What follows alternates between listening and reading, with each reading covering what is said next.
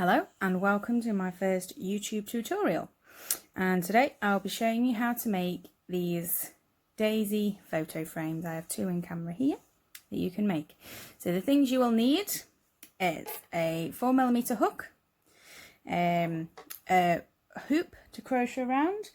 I recommend wooden pole rings that you use for your curtains. You can get them from a variety of shops. These ones I got from B&Q. Because this little metal bit here is quite handy for attaching ribbon so that you can hang it. You will also need a needle to sew on your ends, snips, wool, and an optional extra is a good brew. Not a necessity, but you know, it always helps when crocheting to have a good cup of tea. So let's crack on. The stitches that we will be using today are a modified extended single crochet, a double crochet and a slip stitch. I will note that despite being from the UK, I use American terminology because majority of the patterns that you find online are written in American terminology. So to start off, we'll do a slip knot. Now I'm assuming that everybody knows how to do a slip knot. If you do not and you require a video on that, pop me a comment. But for now, just do a slip knot and put it on your hook. Now it's a modified extended single crochet because if we did a normal one, so we would be putting the wool over once and then wool over again and taking both two off. That would have been a normal extended single crochet.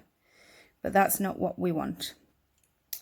So you've got your slip knot on your hook, put your hook through your hoop, yarn over, pull it up, yarn over again, take one off, and then here's the modified bit. You put your hook back through the hoop, yarn over, pull it to the top, yarn over again, and pull all three off.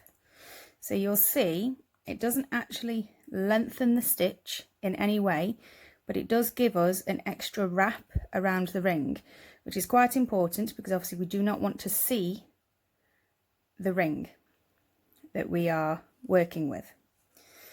So we'll do that again. So you put your yarn through your hoop, yarn over, pull up, yarn over, one off, back through the hoop to yarn over, pull up, take all three off. So you can see, even though we've only done 2 stitches, we've actually got quite a lot of wool wrapped around the hoop, which is what we want to cover it. Now we need to do 40 around the hoop.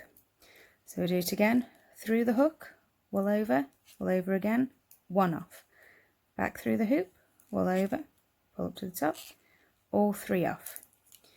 And we keep doing this until we have 40 around. My wool has gone squeaky and that's really irritating. Now you will have to push all your stitches up quite a lot. So you have to push them to bunch them on, because as you can see from this one, it is quite compact around the hoop. So as you can see, you cannot see the hoop at all in that photo frame. So we keep going through the hoop, yarn over, one off, through the hoop, yarn over, three off.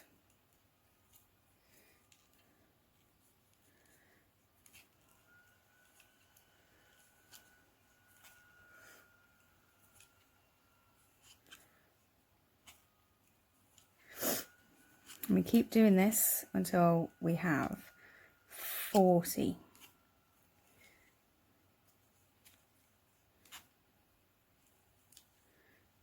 If you are struggling, you take the one off. If you are struggling for the threes when you've got the wool over, by all means just do them one at a time. So you've got one off, two off, three off.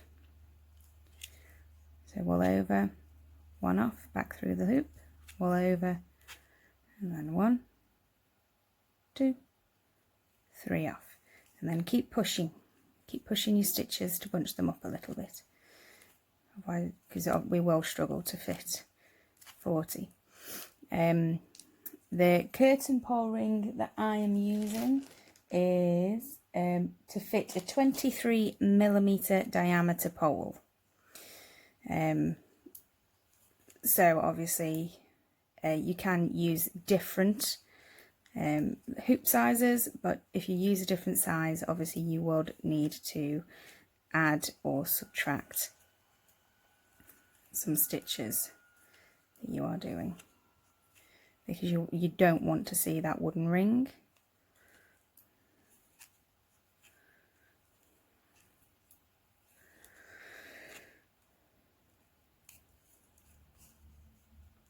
And I've just realised I'm using the wrong colour around my ring. So that's a photo, that's a video anxiety for you. So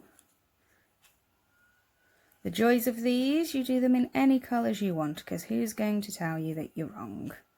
Nature is beautiful and nature comes in all kinds of different colours.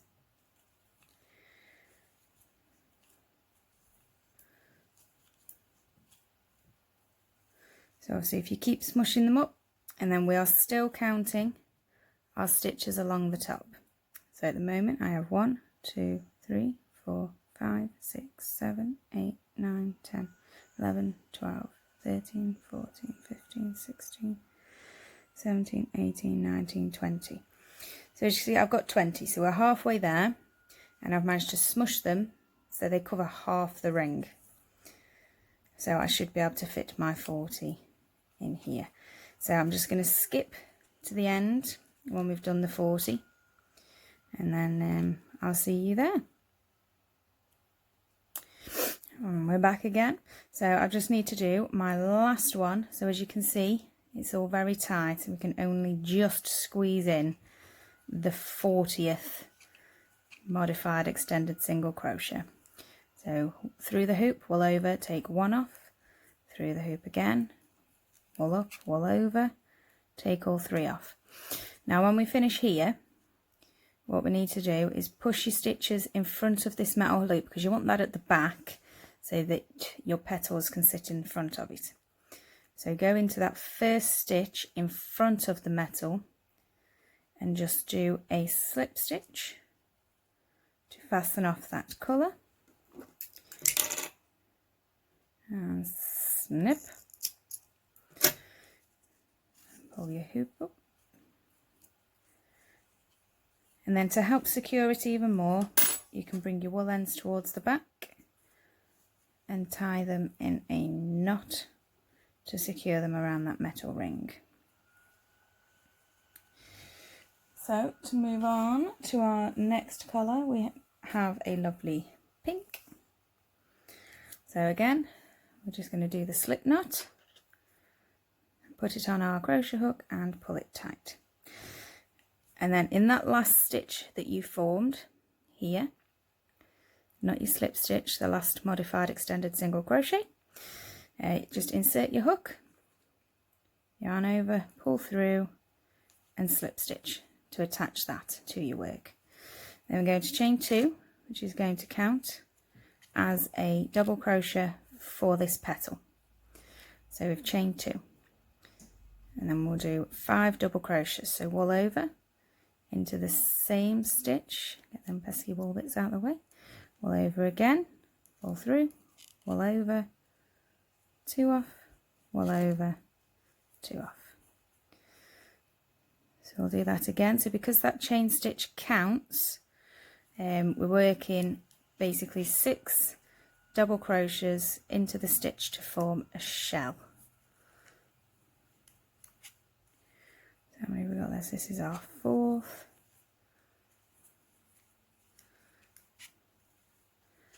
5th,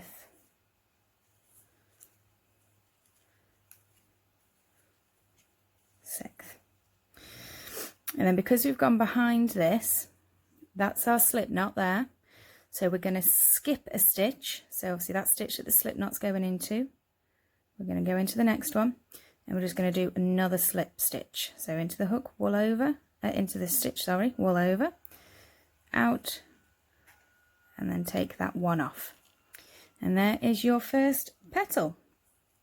So then we're going to skip this next stitch. I'm going to work in this one.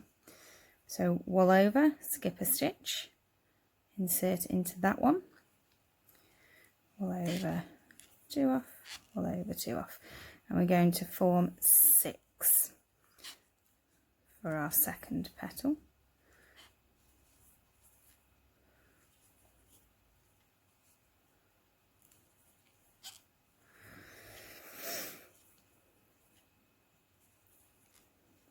Three, 4, 5,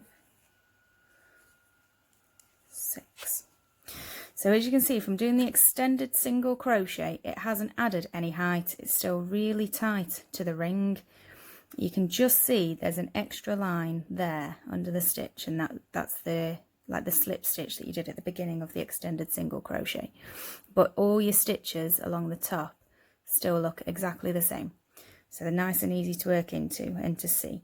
So again, we're going to skip this next stitch. I'm going to work into the next one and do a slip stitch. So wool over, pull through, take your one off. And we're going to keep skipping one and alternating between skip one, slip knot, and skip one, 6 double crochets. So as we've just done the slip stitch, sorry, not slip knot. Oh, first tutorials, aren't they stressful? So now we're going to do 6 double crochets. So wool over, 2 off, wool over, 2 off, wool over into the stitch, 2 off, 2 off.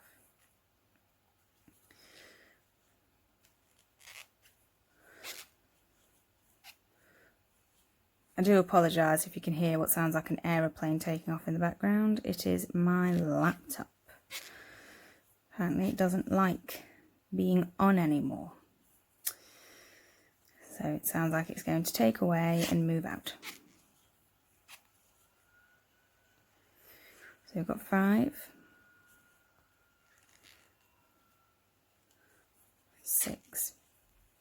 So when doing a pattern like this as well, I also find it easier to tell how many stitches I've done. I do apologise, I've just knocked my table. I find it easier to count the posts to find out how many stitches I've done opposed to the tops. So I count the posts. So we've got 1, 2, 3, 4, 5, 6. Again, skip this next stitch, slip stitch into the next one. And when you're finished, you should have 10 petals around. So I'm going to pause it while I finish all the petals again, and we'll fast forward because crocheting is speedy quick, as we all know. Back in a minute. Back again, I'm on the last pattern repeat. So the last petal to be formed, so I'm going to skip the next stitch. Again, 6 double crochets, 1, 2,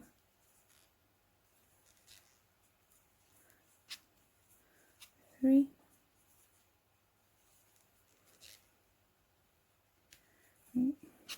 4,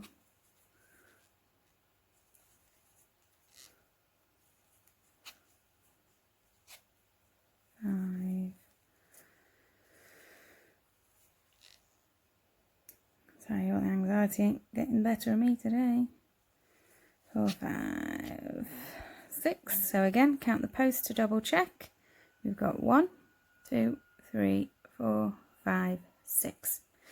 So here's it's a bit cramped here. So you can just see we've got the 3 stitches left. So we skip this one, slip stitch into that one, and then our chain 2 at the beginning, you just see the top of the second chain there. So we're just going to then work into that second chain. If we can get it on the hook. My wool seems to be quite splitty. Wool over, pull through, slip stitch and snip. And there we go. We have one, even if I do say so myself, beautiful flower. Now if you want to stop there, you know, this would make quite a nice decoration. You thread a ribbon through the back or whatever you want to do. Just sew in the ends. So I get my needle. I'll show you this bit because I know there's quite a few people that like ask on pages and things how people sew in their ends so they don't fall out. So this is how I do mine. So make sure that's pulled nice and tight, and then I work through the stitches to the bottom of the shells where there's lots of lovely pieces of wool to sew into, and then I wrap. So I'll put the needle through a couple of stitches, and then I backtrack slightly and then continue through the rest, and then again go back through. And with all them wraps, with all those wraps around those stitches, that will help prevent any of your stitches letting go of the wool. So your wool end should sit nice and snug in there, and obviously you can't see it, but it's the back anyway, even if you could see. So don't stress too much. Every crocheting is perfect because it's you that made it. Oh. So again, sewing in the ends. So I'll go through the bottom of the stitches, double back,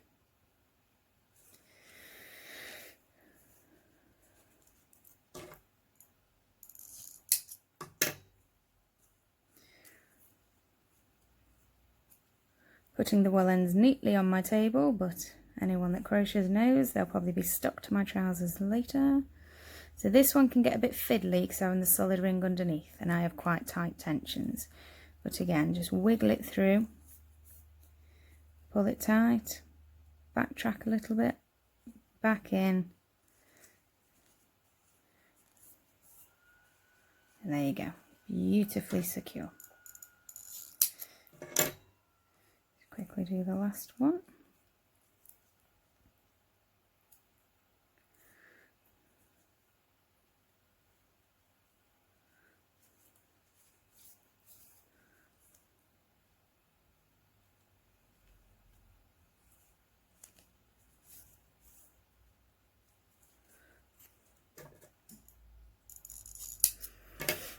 Now on that one, on these ones that you can just see like little nodules where I've wrapped the wool around. But like I said, that's the back, and if we look at it from far away, you can't tell. So if we're going to turn this into a photo frame now, we need to do the back. So obviously in American terminology or US terminology, this is a single crochet circle. For those UK terminologies, that's a double crochet circle. So we're going to use the same yarn as we used to work around the ring. So again, do your slip knot and put it on your hook. So the way that we're going to start this is we're going to chain 2. So wool over 1, wool over 2. Now I do start my crocheting off differently to everybody else, and you know what? That's fine, because if we all did it the same and we all designed the same things, crocheting would get very boring for people very fast. So we need to work 6 single crochets into this first chain here. So what I do is I put my hook in the first single crochet. I work normally. It's a bit fiddly to begin with.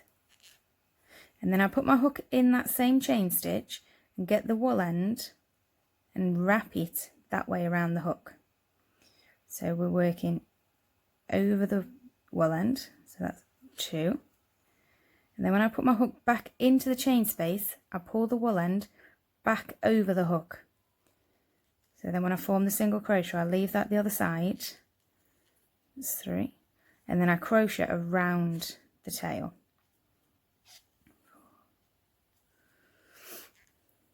5 and 6. So obviously, as you can see at the moment, I do not like this in crocheting. I do not like holes in things. I have tight tensions.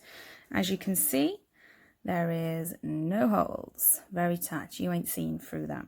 So that's why I crochet around the tail, because now we just grab the tail from the back, hold your work, let it focus, and we pull, and you magically see it tighten everything. So now that's the first round done, and we're going to be working in rounds to create the back. So we're not slip stitching and finishing each row. We're just going to keep going round, and each round we need to increase by 6 stitches. So for this one, this next round, the second round, we're going to do 2 single crochets into every stitch around until we have 12 stitches all together. So that's 2. See if I move it closer. 4.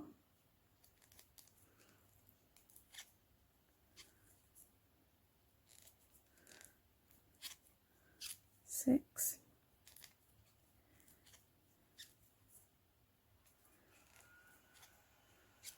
8.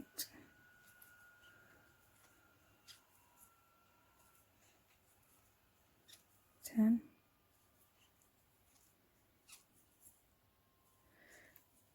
12. So we've worked 2 single crochets into each of them beginning 6. So we're going to continue like that until if you feel more comfortable, if you're not as lucky as me at this moment in time, because my boys are out, so I have a silent house. If you are not lucky enough, feel free to put stitch markers in to help you keep count of each row. But as you can see, there's a few more rows we need to do, so we need to keep going, increasing 6 stitches per row until we have a total of 36 stitches on that final row. So if I show you this one, I did do all my increases, so as you can see them there, I did all my increases on top of each other, and I know that gives it like corners. I know crochet circles have corners, but that I actually find helpful, because when we sew this back on, you only sew half, so you can insert a photo. So obviously the corners come in handy then, because you can see quite easily on your circle where your halves are.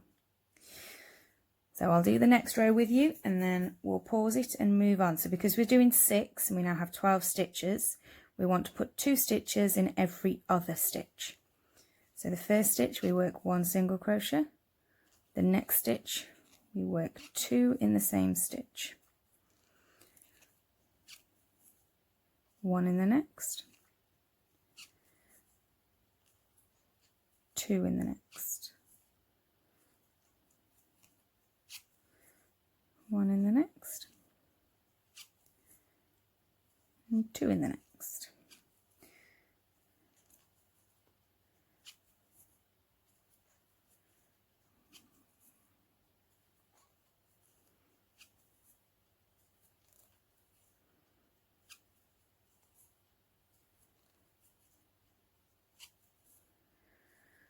Two,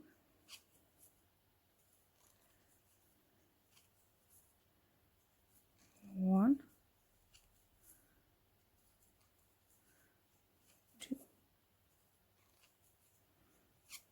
So as I was saying about corners on a circle, you can just start seeing them appear there, there, there, there, and there.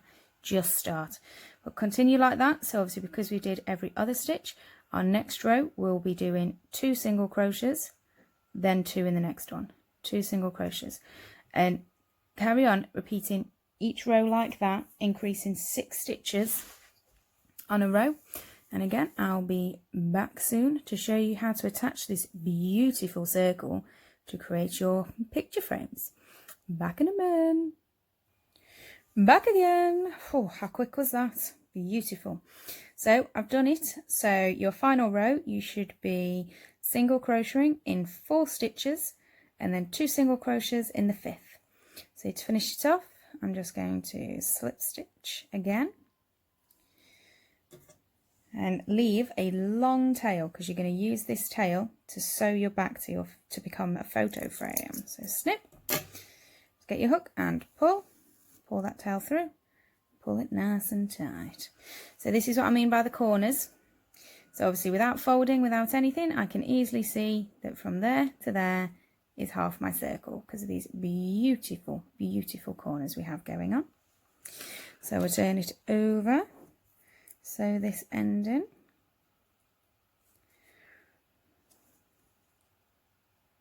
So just shove it through your stitches. Again, because I have tight tensions, sewing ends in can be a bit of a struggle for me, but own your own technique. If your tensions are looser, they are looser. If they are tighter, they are tighter.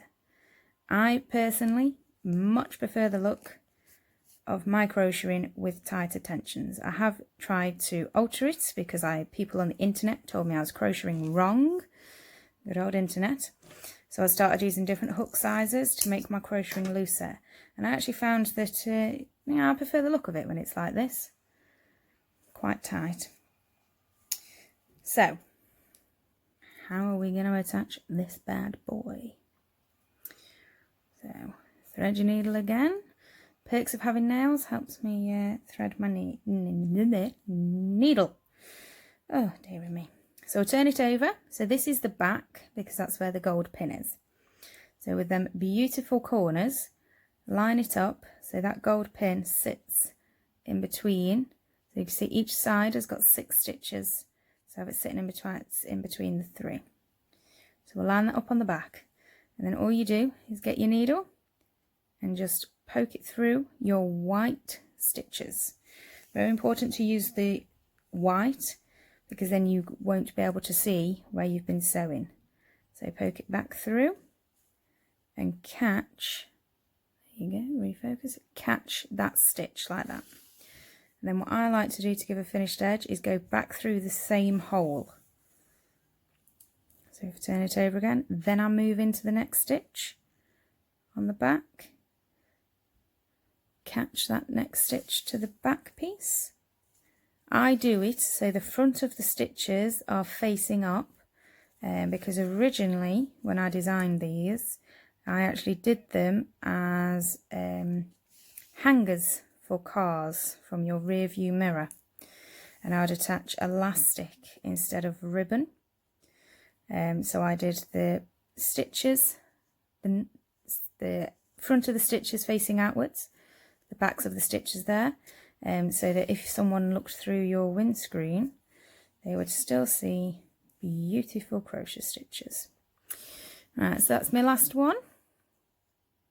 So we go back through, and then this time when I come back up I'm going to catch that stitch, and then I'm not going to go through, I'm just going to tie it off, do a nice little knot on it, and pull that nice and tight, and then turn it to the side and then work that wool end securely, wiggle it in and out of those stitches again, double back to ensure that it's nice and snug and is not going to come out, because the last thing you want when you've spent time making a beautiful daisy photo frame is for you have wool ends poking back out.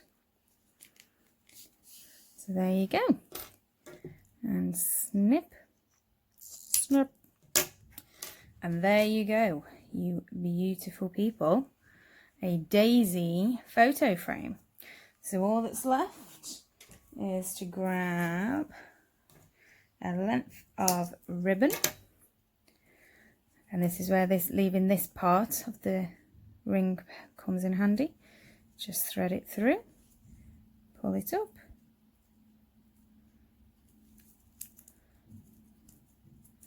tie it off. I do apologise, my camera keeps going out of focus. And there we go, now you have a beautiful photo frame to hang in your house, and you can add your most favouriteest pictures. So here's a special one of me. How lovely. So now all you have to do is find your photos for all your photo frames and go microwave that brew that you started off with, because I guarantee it's cold and you've not drunk it, just like me. Outro time! Hello, this is the mush of the hands that you've been watching to make your beautiful daisy photo frame. I have microwaved my inevitably cold brew. Brews are always good, but I never end up drinking them when I'm crocheting. But obviously, with it being my first video, I forgot to mention. So, obviously, photo frames, crocheted photo frames. We'll get these. I also design little teddy bear photo frames, and the pattern for these are available on my Etsy shop, and I'll post a link below to take you to the pattern so you could make your own. Look at how adorable they are. Amazing. So any feedback on my first tutorial would be absolutely fantastic, but you know, with it being my first time, be gentle. Be gentle, YouTube, be gentle. If you'd like to see more from me, subscribe and hit the notification thing. Cringe. Toodles, and I will see you all on the next tutorial.